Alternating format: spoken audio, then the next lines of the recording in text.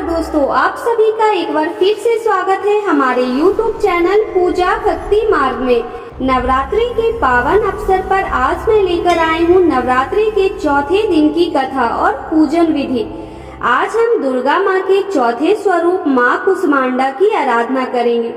आइए भक्ति भाव से सुनते हैं माता की कथा और पूजा विधि। प्राचीन काल की बात है, जब कुछ भी नहीं था, न सूर्य, न चंद्रमा, न आकाश, न पृथ्वी, केवल चारों ओर अंधकार और शून्यता थी। उस समय केवल जो शक्ति विद्यमान थी वो थी आदि शक्ति माँ दुर्गा। माँ ने अपनी हल्की मंद मुस्कान से ब्रह्मांड की कल्पना की। तब उनके मुख से निकली हुई दिव्य ऊर्जा से चारों ओर प्रकाश फैल गया।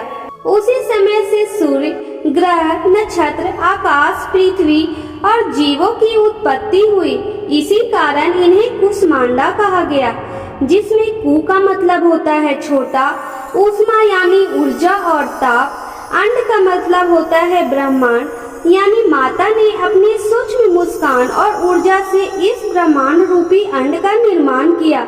माँ कुष्मांडा की 8 भुजाएं हैं, इसलिए इन्हें अष्टभुजा देवी भी कहा जाता है। इनके हाथों में अमृत, कलश, गदा, धनुष, बाण, चक्र, कमल, माला और कमंडल सुशोभित रहते हैं।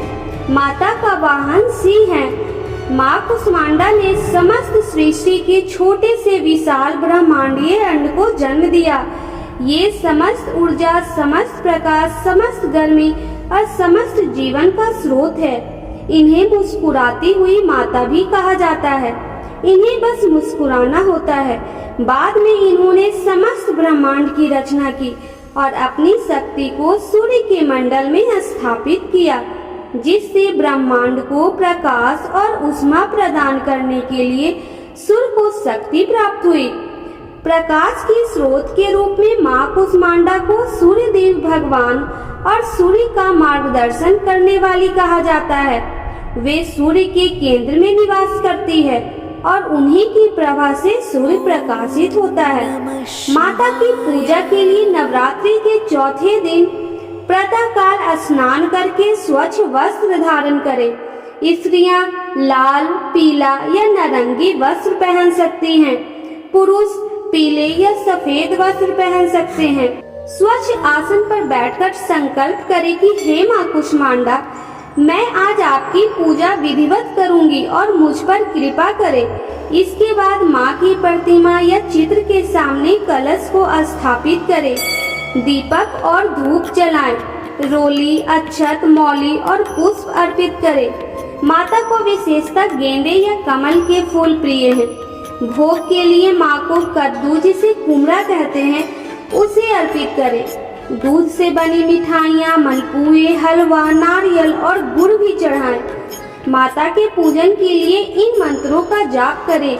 माता का बीज मंत्र है ओम ह्रीं ह्रीं क्लीं चामुंडाय विजय और माता का पूजन मंत्र है ओम देवी कुष्मांडाय नमः।